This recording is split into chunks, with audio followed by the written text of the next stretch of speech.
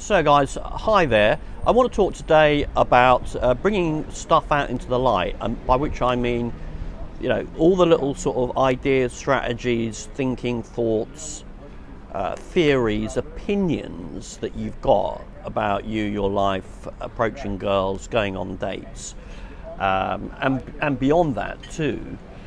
How, if they just remain in here, in your own personal private space, there's never really an opportunity to,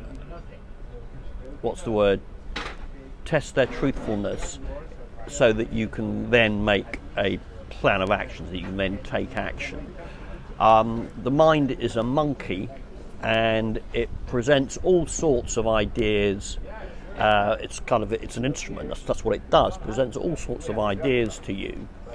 And you've got this challenge of trying to decide what ideas to run with, what's the truth, what's not.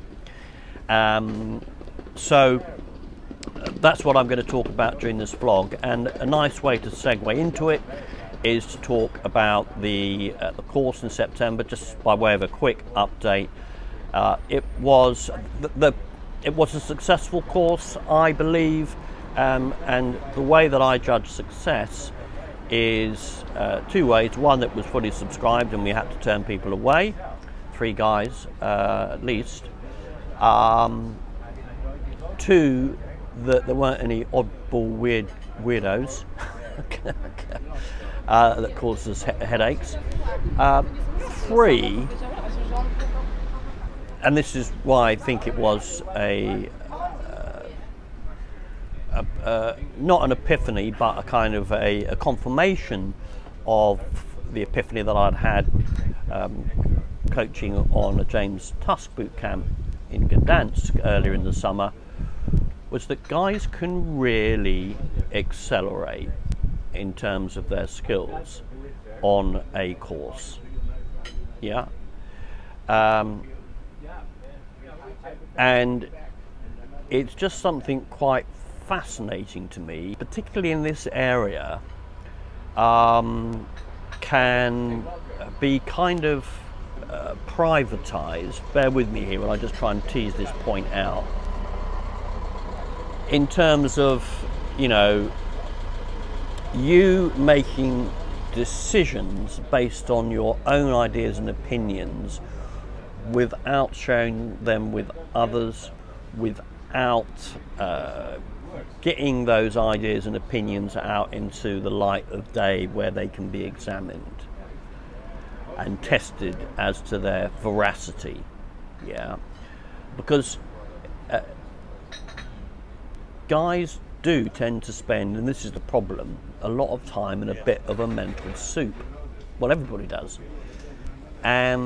And this just seems to be a property of the mind, the mental process. Yeah, this instrument, like the spokes of a bicycle wheel, is constantly moving, and it's constantly presenting things for you to consider, like a menu of options or ideas.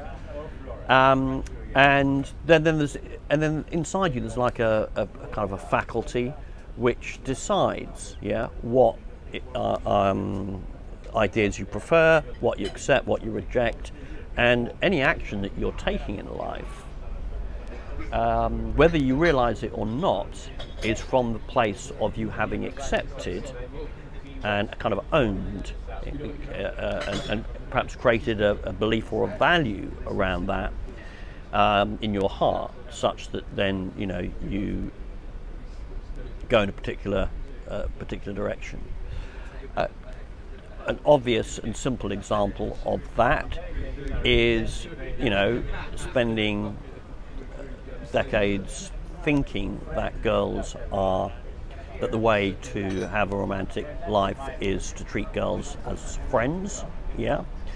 And that's an idea that I had when I was at university, that it was important to create a friendship with a girl first, and be nice to her like you would with a good friend. Yeah, and then subsequently, quite later on, and often change in thinking comes about as a result of some sort of painful situation. When I realised that it wasn't working, the pain forced me to shine a light onto that idea and to examine it as to its truthfulness, yeah, to see whether it was a true idea, i.e., the way to be romantically successful is by making a girl your best friend. Yeah, when we laugh when we hear that, you guys, me, but that's the state, that's the ideas, that's the thinking that that's the place that a lot of guys live in. And even after they've learned some stuff, they still need to, be reminded that perhaps because it gets set in stone, emotionally set in stone over time, such that it's, you need to constantly remind yourself, constantly challenge your ideas and opinions in a particular area of life.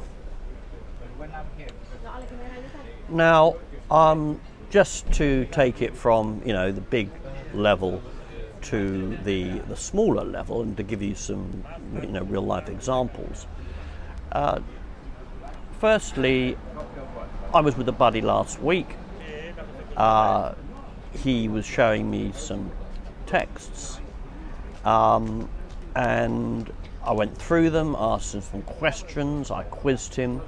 It was patently obvious to me that he was in a sort of texting twilight zone. Some guys get into that, some guys actually the opposite and just are annoyed by the texting and just want to get a girl out. And a date request had been made, but it wasn't clear and strong. Had you fancy meeting up for some more witty banter with a British dude? I'm free Wednesday or Tuesday next week. What suits you best? Yeah. And what happens is guys in a monkey mind starts to modify the simple advice that knowledge that they get, which keeps people like me in business, by bringing in their own ideas. Everyone's got their own ideas about someone.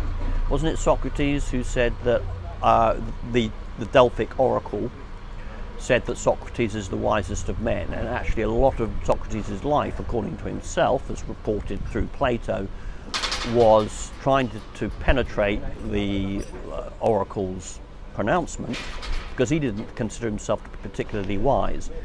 But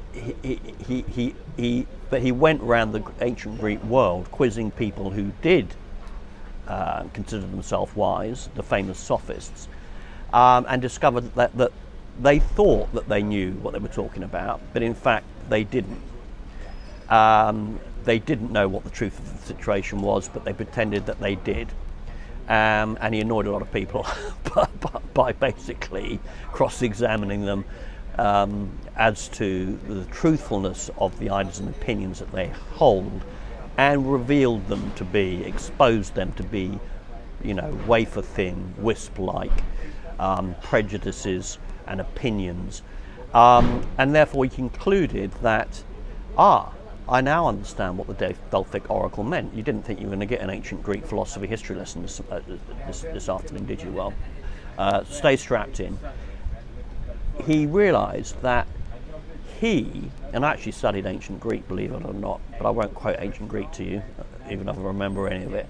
But it's an expression that's best conveyed in the ancient Greek because of the nature of the grammar. But anyway, his realisation was that I, knowing nothing, know that I don't know, whereas those knowing nothing claim that they do know, and therefore, in that respect, I am wiser than them, because knowing nothing, I know that I know nothing. And I think you could say that a lot of the part of the process of life, in terms of knowledge, is not acquiring knowledge. And I don't think it's very practical to acquire knowledge. You just get, vain and proud, and you become a little bit of a heavyweight intellectual. The better road is to get rid of the wrong thinking, I think, That's more practical, because it's those wrong thoughts and those wrong ideas that are getting in the way of your personal development, and especially in the area of dating. Now, to come back to that example, through that kind of questioning and that consultation, and actually through him having the balls to put himself on the line and give me his phone and scrutinize it, something that I never did before I got good at this stuff. I was always very private about sharing this stuff. Actually, the courage to take that process, and the knowledge, because actually it's the knowledge that precedes the courage, that I think this is a good thing, and that helps me to be courageous to take the decision to take action. That alone threw light on the texting, such that he was like, I can see that. And he'd got a completely wrong handle on the text exchange. He hadn't kind of really clocked that it had been going on so long, and that he was risking actually losing a really good, enthusiastic girl who was, texting reasonably well, but was starting to get confused.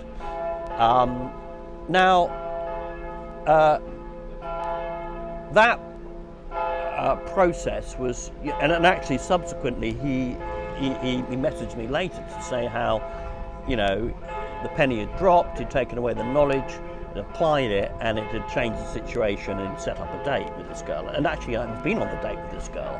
It's quite quickly, the acceleration of kind of knowledge, if you like, is quite quick. It reminds me of something that Todd Valentine says in what I think is probably my favourite vlog on texting. Is the problem with guys is they don't know where they are in the interaction. You need to throw a light onto the situation and stand back. And this kind of self-awareness is critical. Any area of life, but obviously critical, especially critical in this area, particularly where guys are very private and they have a mind awash with their own personal opinions. Another example was a dude I had a Skype call with, ka-ching. You can get an hour on Skype. Yes, old-fashioned Skype, don't do Zoom. With me for an hour for the princely price, or the pauper's price, depending upon your high net worth, your net worth, of £100. This guy, he'd taken some time to decide to have, what's £100 in an hour? Well, it might seem expensive, but he'd had the courage to. It does take a little bit of courage to pick up the phone to an expert or consultant or professional, and actually to get what's in there out. And he was living in a little bit of a backwater. Hadn't got a lot of guys around him to talk to, and didn't know quite and living in a situation that wasn't so conducive, not living in the middle of a city, so it's not so easy to approach girls and so on and so forth. And we just rattled through 5 odd questions that he'd nicely lined up before the call, which was good. Anyway, what was so interesting about it all was that, and at the end I was like, you kind of know all these answers already. And he said, yeah, I kind of do. It was just the process of talking it through that gave a huge amount of clarity to him in terms of, being fortified and having the courage to take certain steps. This is a big problem, getting clarity so you know where to dedicate your time, energy, resources. Because if you don't and you go on a little bit half-cocked without having got this this clarity, without having thrown a lot of the situation, then that creates problems. It's like going into battle with a heavy backpack on, or just 15-kilogram barbells in your pockets. It's going to slow you down, and you're going to be confused and possibly fail. So this issue of throwing a light on the situation is really critical. It was interesting that the courage to book a consultation with me, which sounds horribly like a plug, that decision itself was enough. It's the resolution that a man makes that I'm going to do this opens the door. And actually what keeps us stuck is we are hovering on either side of a fence, not knowing which way to go, and being dragged down by doubts and procrastinations, and we can do it indefinitely, and then I can't deal with it, I don't understand, I don't know what to do, let's just put on the television and watch a couple of episodes of my favourite series on Netflix with a bottle of vodka and a tub of Ben & Jerry's ice cream. So you know how this can be, but it's just a case of that you've actually not made a decision that you're going to try and sort this out and throw a light on the situation. So how do you throw a light on the situation? Because the flip side of this coin is you don't want to just go around talking all the time with your mates down the pub. In fact, I don't recommend that. I've been around, I've tried everything, and I do not recommend indiscriminately, whenever you've got a pint in your hand, talking about these issues. I'm not saying you rule it out, of course, but I just think you need to be a little bit more smart and clinical about how you deal with these situations. You want to find someone that you can trust. Now, it doesn't mean you have to pay for a coach to talk things through, but you know, I can remember so many situations. I remember a guy who turned his approach round because he finally had, me and another mate cajoled him into an evening where he made some recordings of his approaches, and we bought a pizza, and we created a proper little get together to deal with this issue. You know, there's just a world of difference between dealing with an issue and eyeballing it, and getting your buddies in to help you resolve something, than I'm not sure about my dating issue or this girl, and I don't understand why it is that my I seem to get telephone numbers, but then I can't get her out. Whatever it might be, and that guy goes, yeah, I know I've got a similar problem, or maybe you should try this, maybe you should try that. You're just kind of burning mental energy and keeping the problem in place by doing that. Better to be structured, And interesting, that example I've just alluded to with recording his approaches in the street, he already had the knowledge within him. He it actually brought with him a phone or a microphone or something, but he needed to get together with us to for us to give him a little bit of a kick up the arse, to throw a light on the situation, so that he then knew what to do, and then he then had an action plan. So I hope that makes sense. I think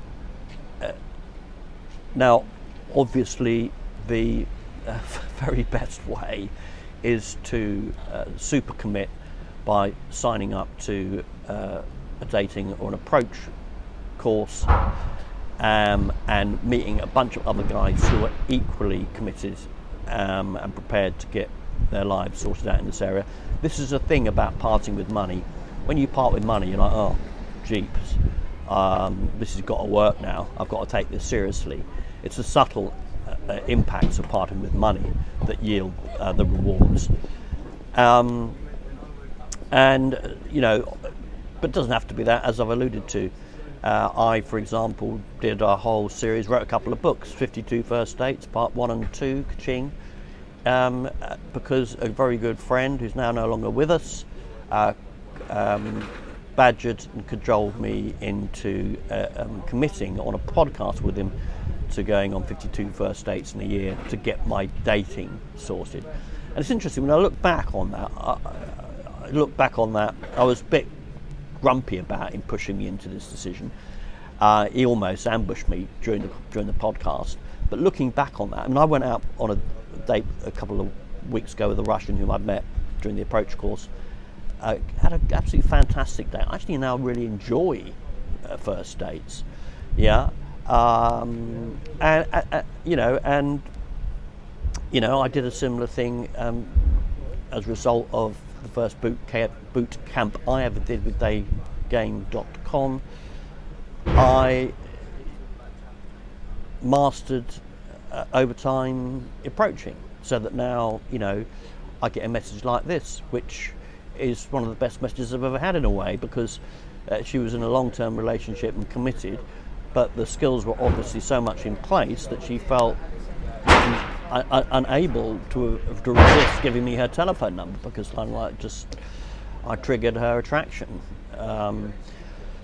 So those, in order to get to those places, and I probably need to take my own advice on this to improve areas that where I've got shortcomings, or where I've got ideas or confusion and lack of clarity about what to do, because the monkey mind sometimes just seems to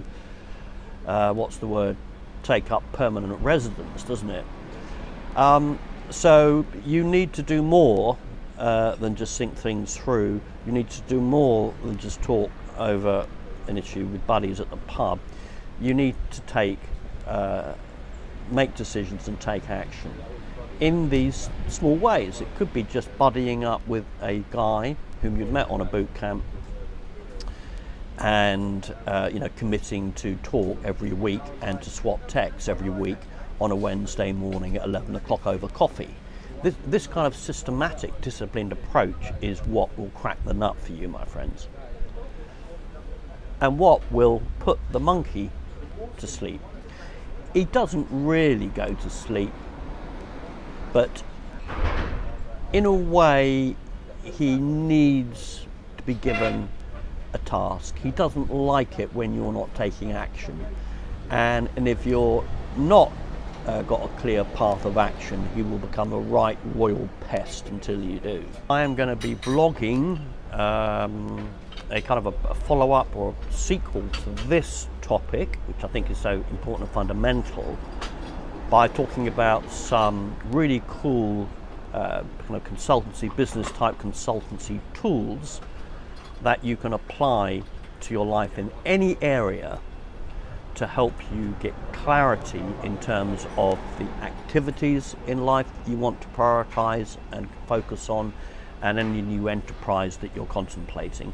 Something that's been very up for me, having taken a 6-week Tim Ferriss mini retirement totally from my law business, and I've found a terrific consultant, and I want to vlog a little bit about that.